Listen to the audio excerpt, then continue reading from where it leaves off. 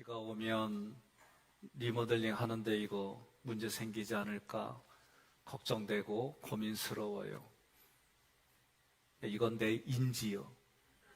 그런데 내 마음은 비 오는 날 좋아. 제 어렸을 때 사연은 비 오는 날은 일을 하지 않아요. 이게 저의 마음의 감성이에요. 인지는 비가 오면 이 일정들이 어그러지기도 하고 때로는 안전사고에 또 여러 가지 걱정되는 것도 있지만 내 속 사연은 비가 오면 이런저런 환경이 되더라도 그냥 감성은 좋아요. 오늘 우리가 이런 현장을 살아갑니다. 본문의 말씀은 예수님께서 대제사장 가야바에게 신문을 받고 있던 중에 또 하나의 다른 사건이 기록되어져 있어요. 그 사건의 내용은 베드로가 3번에 걸쳐서 예수님을 모른다고 부인하는 장면입니다. 이 장면을 예수님께서 미리 예언하셨어요. 그리고 그 예언대로 이루어졌어요. 중요한 것은 요한복음에 나와 있는 내용이 있어요. 예수님이 이전에 잡히시기 전에 내가 부활해서 갈릴리로 먼저 가서 너희들을 기다리겠다는 거예요.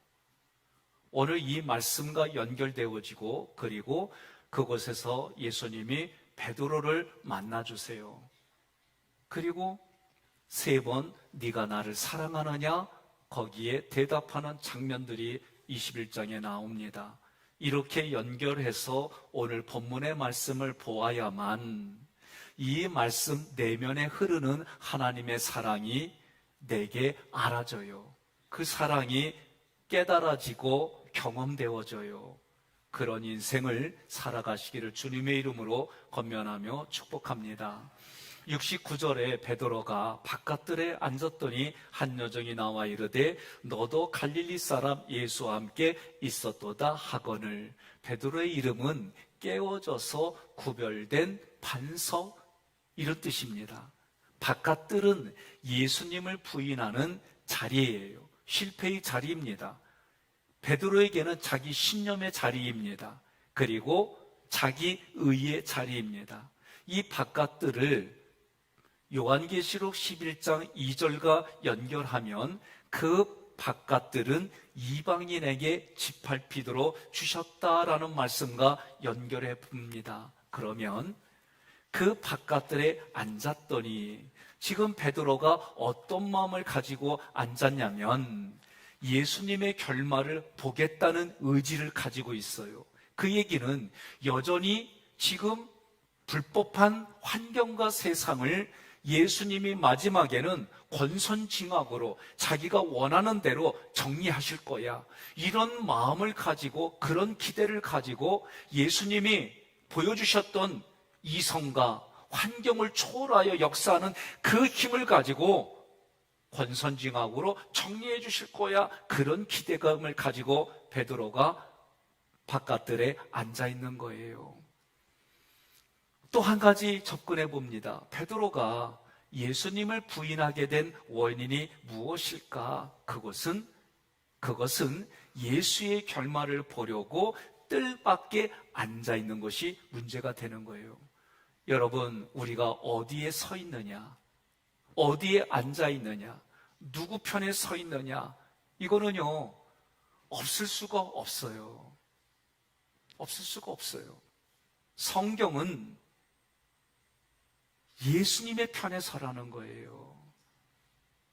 여러분, 예수님의 편에 산다는 것은 때로는 내게 유익이 되기도 하지만 때로는 희생하고 헌신하는 자리예요. 지금 베드로가 앉았던 자리는 누가 있었냐면 예수 그리스도를 배척하는 사람들이 있어요. 그들은 그 당시에 정치와 종교의 최고의 권력과 권세를 가지고 있는 집에 있는 거예요.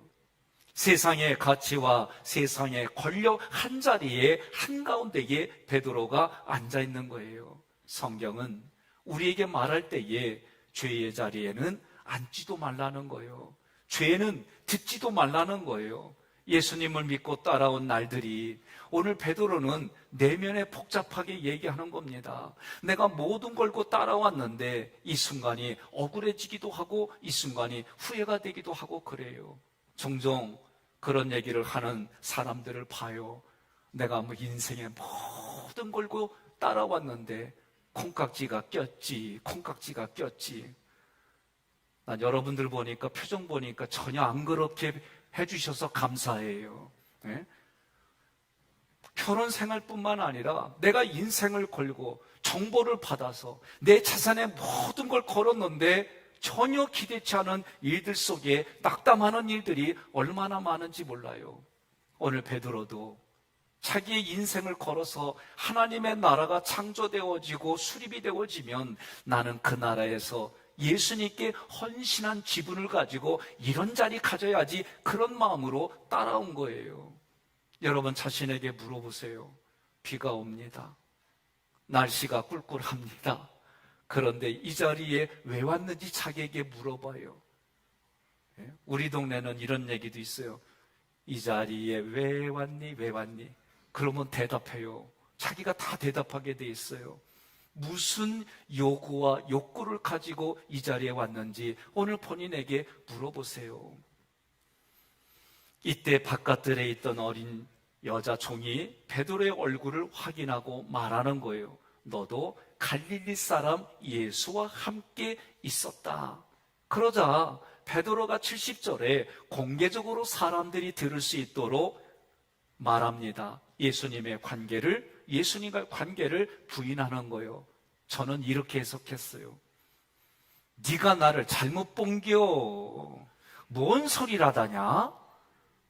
이거 잘 들으셔야 돼요. 우리 교회는요, 전라도에 큰 그룹이 있고요, 충청도에 큰 그룹이 있어요. 고향을 살펴보니까 두 부류가 막상막하요. 제가 처음 우리 교회 왔을 때에 그랬디야, 누가 니는 좋겠다, 니네 나라 목사님 와서. 네? 그게 얘기 가만히 들으니까 충청도 목사가 와서 좋겠다. 뭘 좋아, 다 좋은 거지. 니 나라, 우리 이런 게 어디시오. 하나님 나라 안에서 같이 한 형제 한 자매로 사는 거지. 안 그리요? 그리요.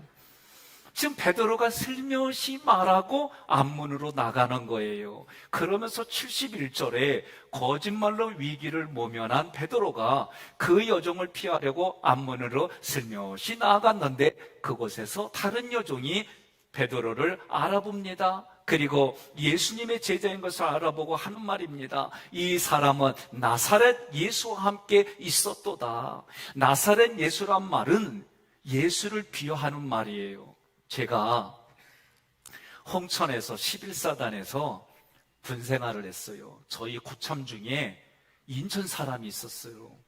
인천 사람이 하는 말이, 나 그때 그게 뭔 말인지 몰랐는데 와서 보니까 이제 알겠어. 그럼 자기가 하객동에 살았대.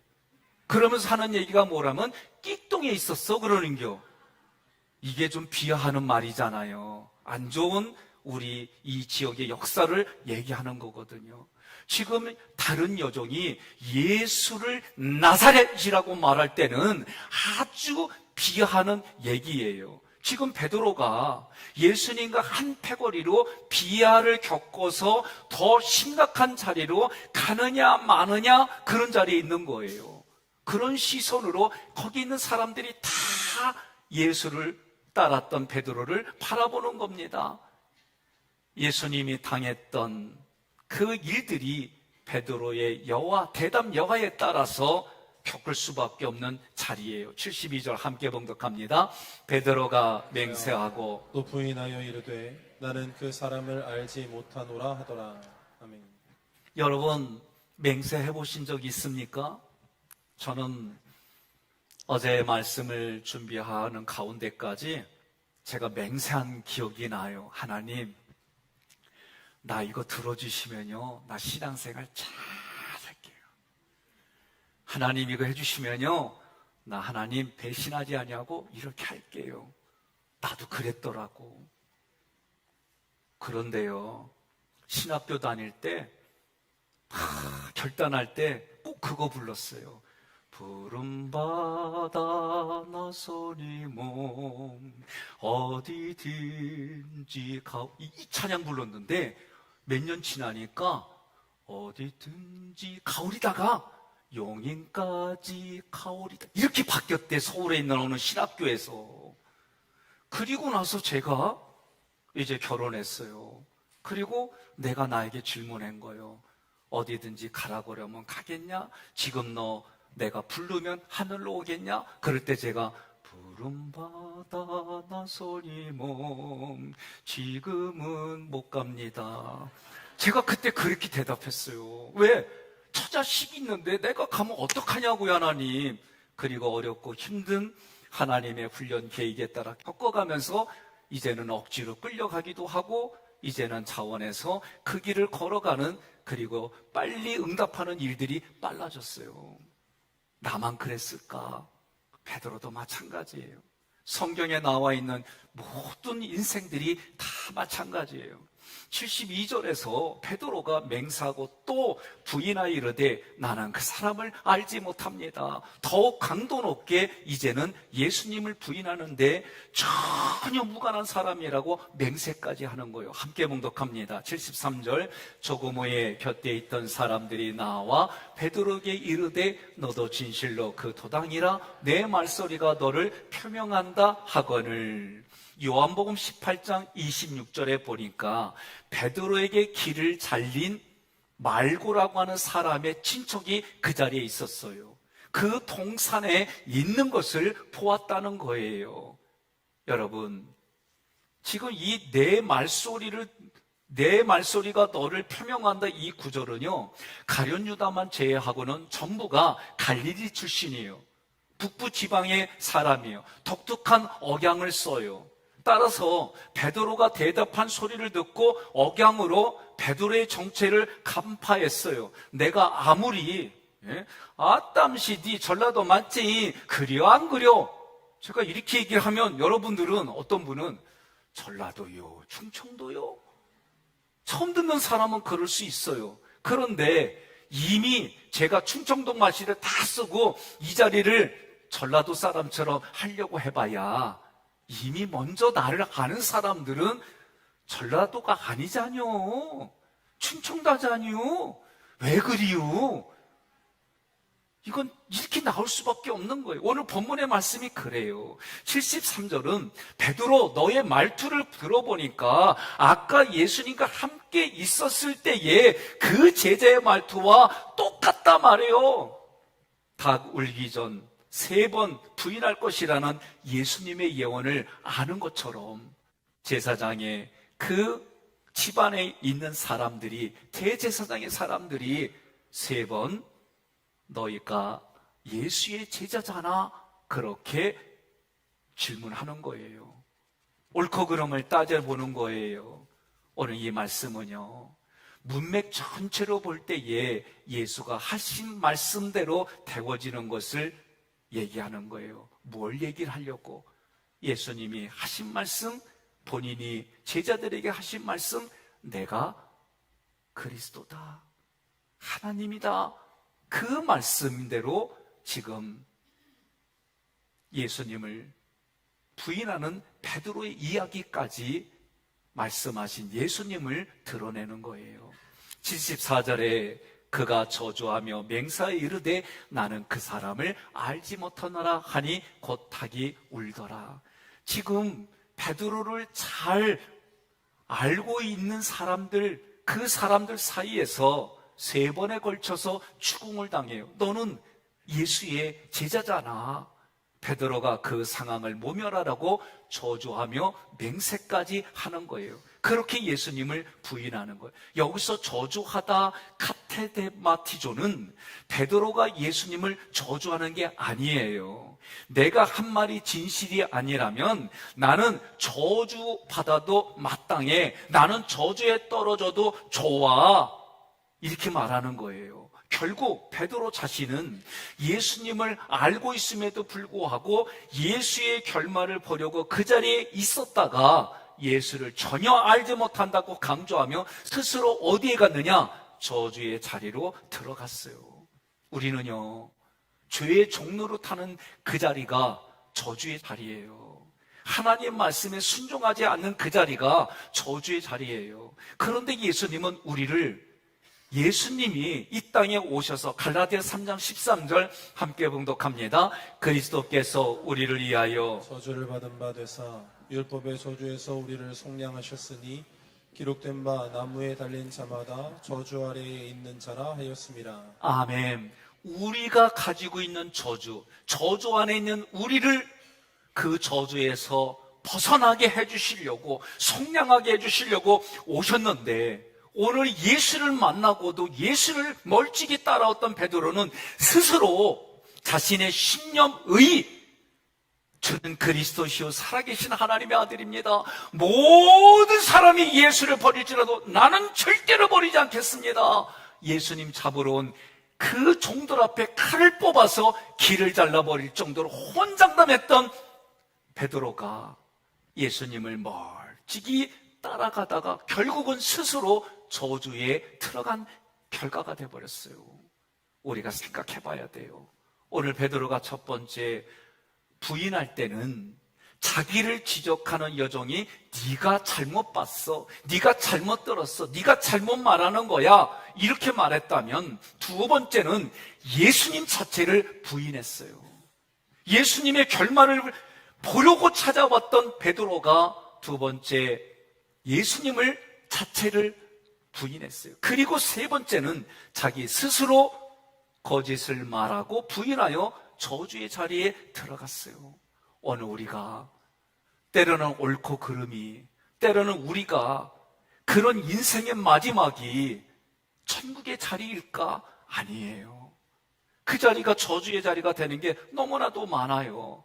하나님의 말씀대로 헌신해야지, 하나님 말씀대로 봉사해야지, 하나님 말씀대로 내가 일해야지, 내가 이 말씀의 은혜를 받아서 내가 그 배우자에게, 자녀들에게 내가 만나 이래야지, 그렇게 결단했어도 막상 그 현실에 가고 그 사람을 부대끼면 내가 그 결단을 온데간데 사라지고 오히려 저주의 자리를 만들어버리는 자기 자신이 보여야 돼요.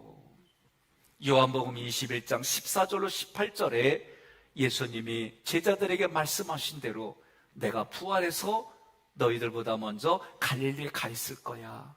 그리고 갈릴리에 가서 너희를 만나주시겠다는 말씀대로 떡을 굽고 계시고 베드로를 시켜서 잡아온 물고기를 가져오게 했어요. 그때 세보니까 이 떡만하게 큰 게 153마리.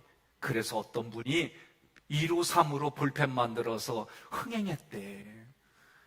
어찌됐든 이런 일들이 우리 주변에 일어나는데 예수님이 그렇게 말씀하신 대로 그 자리까지 가셨다는 그 말씀이 저에게는 오늘 베드로가 통곡하는 것 이상으로 가슴에 와닿았어요. 여러분, 요한복음 21장 14절로 18절에 부활하신 예수님이 제자들이 다 뿔뿔이 흩어지는 가운데 엠마오로 가는 두 제자를 만나주시고 각종 그들이 실망하고 힘든 자리로 간 자리까지 찾아가 주셔서 부활하신 예수님이 만나주셨어요. 저는 아쉬운 게 이거예요. 우리는 너무나도 많은 분들이 십자가를 잃어버렸다가 십자가를 졌다 요 선에서만 늘 머물러요. 부활하신 예수님을 만나서 승리하는 자리, 부활하신 예수님을 만나서 그 신념, 하나님을 향한 그 신앙의 신념이 열매를 맺는 자리까지 저는 나가기를 주님의 이름으로 권면하며 축복합니다. 그런데요, 베드로가 그 부활하신 예수님을 만나니까 무슨 낯짝이 있겠어요. 예수님이요, 기가 막히세요. 이걸 알아야 돼요. 우리가 상처로 받아들이고 가슴으로 아파한 거, 그 자리 직면해야 돼요. 성경은 뭐라고 그래요? 피할 길도 주시고 이길 힘도 주신, 이게 직면이에요. 그래서 하나님은 지금 하나님이신 예수님이 부활하셔가지고 제자인 베드로에게까지 만나주시고, 그리고 베드로에게만 얘기하는 거예요. 네가 나를 사랑하느냐? 그때 이 사랑은요, 단어가 아가파오, 아가페. 우리가 많이 들었던 하나님으로부터 오는 그 사랑, 하나님으로부터 오는 사랑 아가페로 네가 나를 사랑하느냐? 그랬더니 베드로가 네, 내가 주님을 사랑합니다 할 때 이 사랑은 아가페가 아니라 필레오로 사랑합니다. 그래요. 이 얘기는 뭐예요? 그들의 문화, 익숙한 문화처럼 만나면 포옹하고 이쪽을 볼끼리 부대끼며 그러면서 스승을 존경하는 그 정도의 수준으로 내가 사랑합니다. 그래요. 그리고 내 양을 먹이라.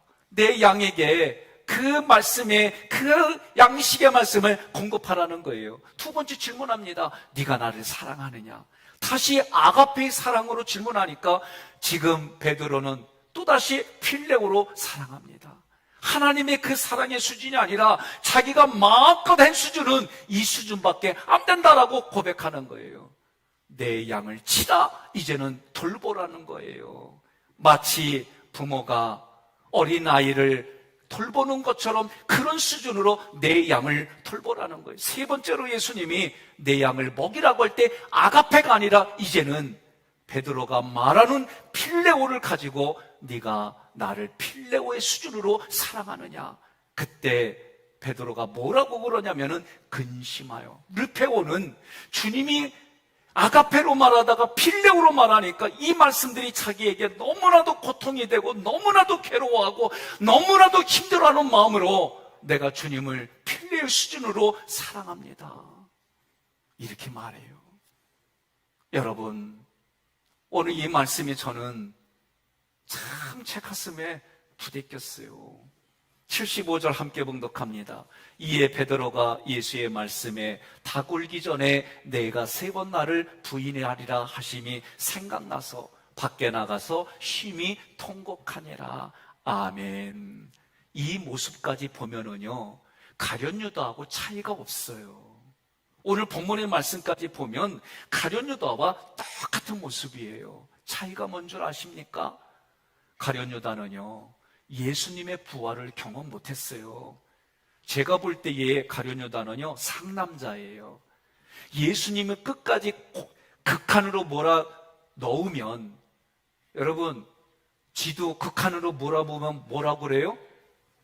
예? 고양이한테 쫓겨가지고요, 지가 콘에 몰렸어요. 그러니까요, 잡아먹으려고 그러니까 쥐가 한마디 했어요. 냐옹.